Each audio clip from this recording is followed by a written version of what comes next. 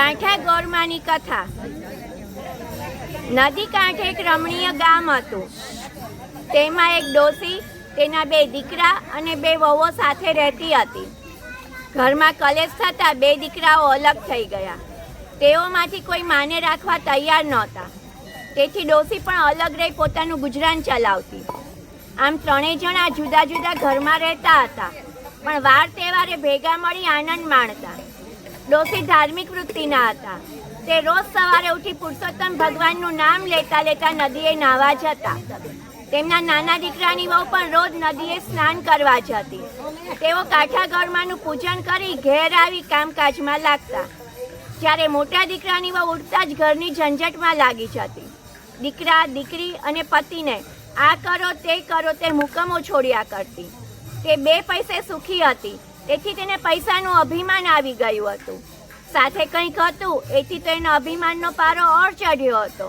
તે સમજતી કે ગામમાં મારા જેવું કોઈ નથી, ઉપરાંત બોલવામાં પણ તે તોછડી હતી। દેરાણી ભોળી હતી। એક દિવસ નદીએ જતા તેણે જેઠાણીને ઘેર જઈ કહ્યું, જેઠાણી, આજે તો મારી સાથે નદીએ નાહવા ચાલો। ત્યાં જઈને કાંઠા ગોરમાનું પૂજન કરીશું, પુરુષોત્તમ માસની કથા સાંભળીશું અને પછી ભગવાનનું સ્મરણ કરતા ઘેર આવી જઈશું।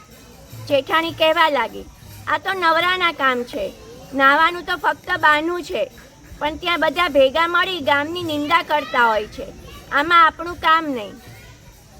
મારે તો મારું ઘર પહેલું સંભાળવાનું।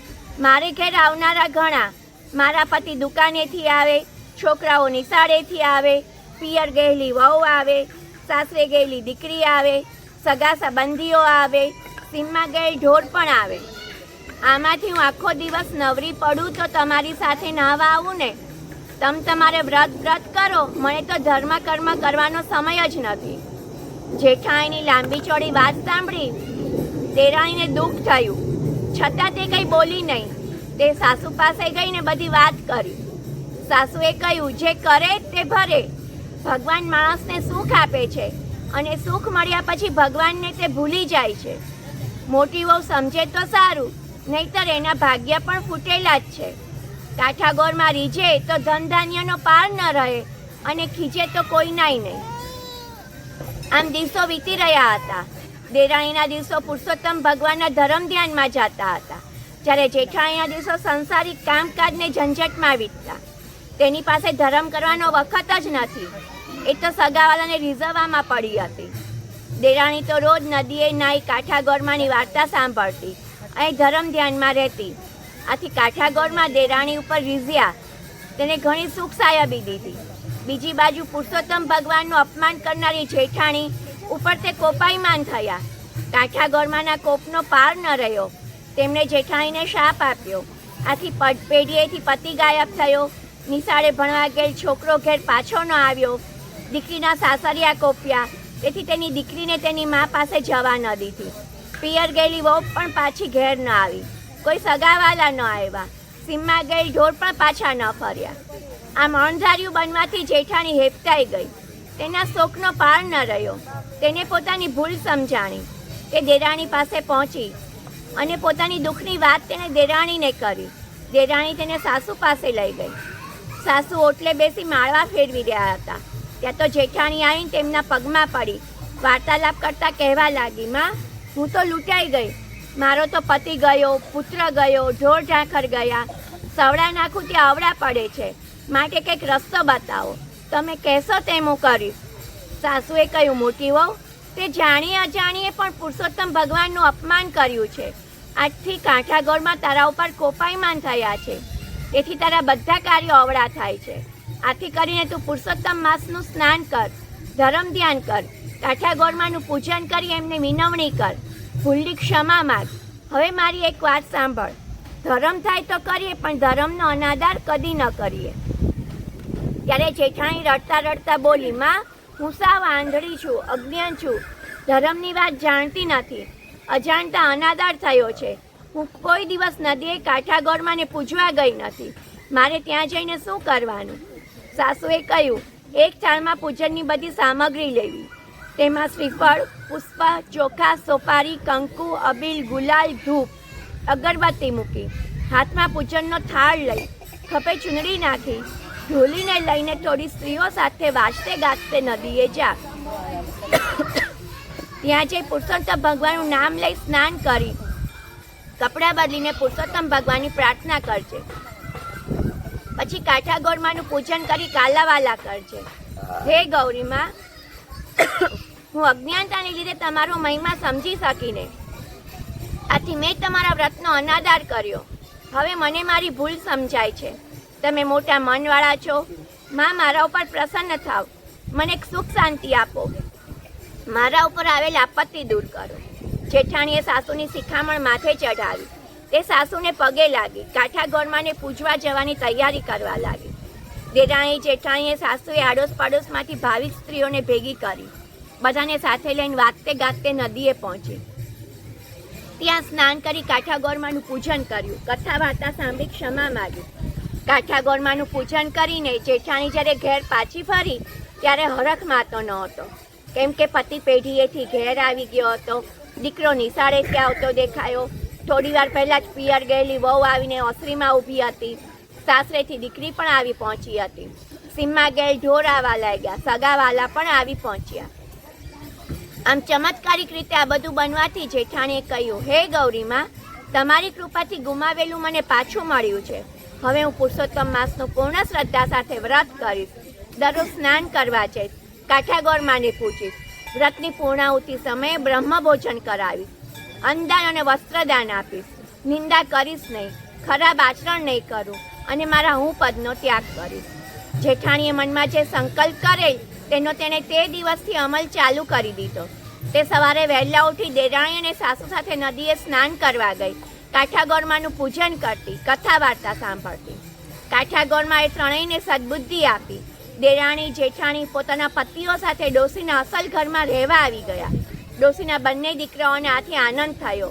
બધા નાવાથી ડોસીનું સૂનું ઘર પાછું આનંદ કિલ્લોલ કરતું થઈ ગયું.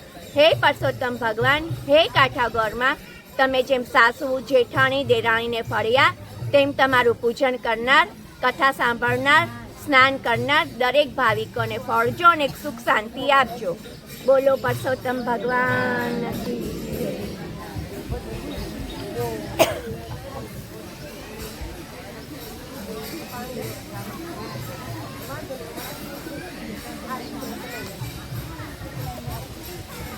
હવે અધ્યાય 17મો.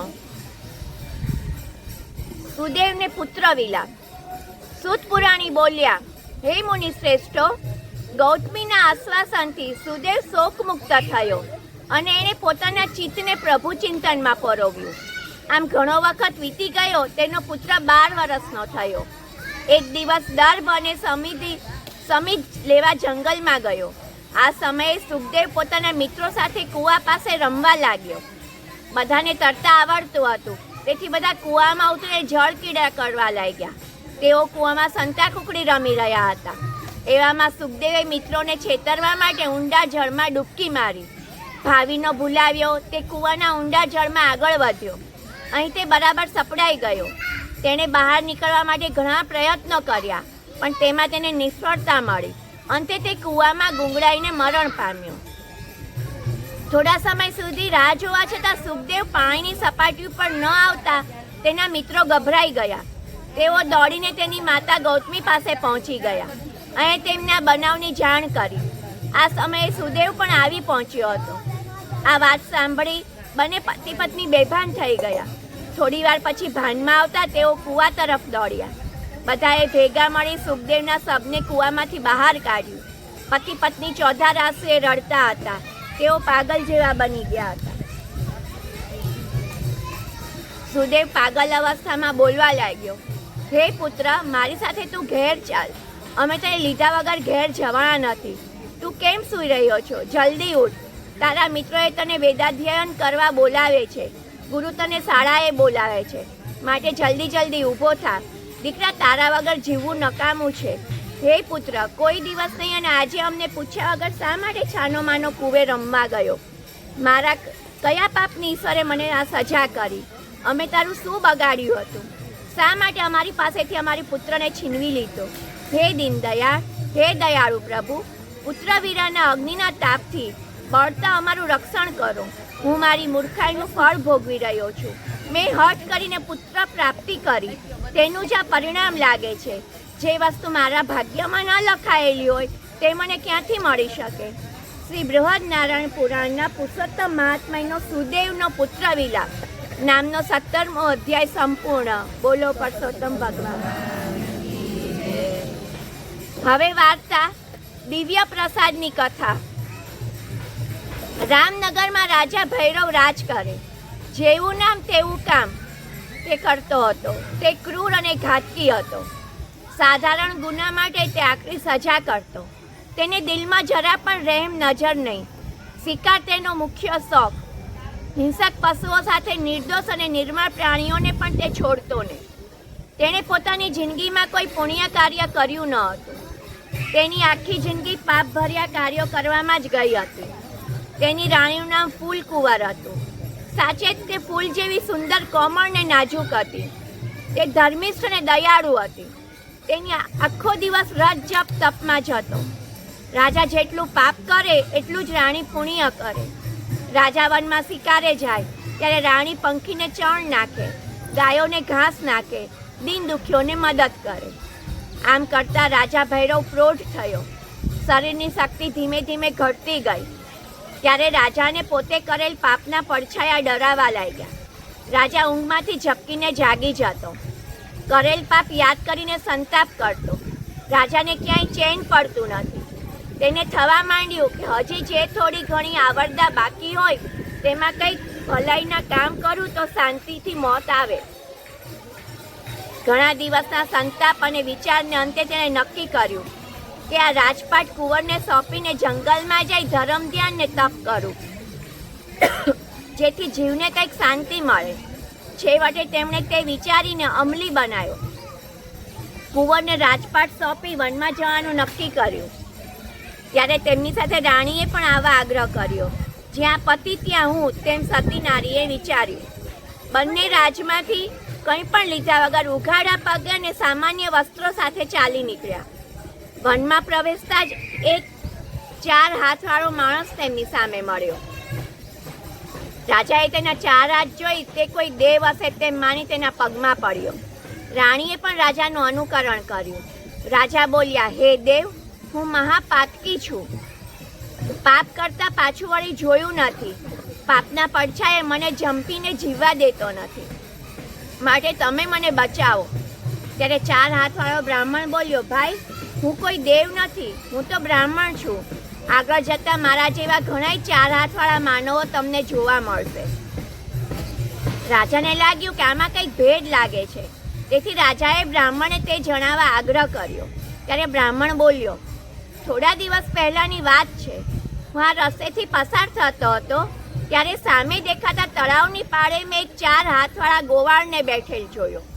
પહેલાં તો ડરી ગયો, પછી હિંમત કરીને એની પાસે ગયો. એના 4 હાથ વિશે પૃચ્છા કરી. ત્યારે ગોવાળે જણાવ્યું, હે ભૂદેવ, સામે આંબાની જે ઘટા દેખાય છે એની પાછળ કનકનો એક પહાડ છે. હું ત્યાં એકવાર ફરતો ફરતો ગયો. ત્યાં મેં મારા જેવા ગોવાળને જોયો. એને પણ 4 હાથ હતા.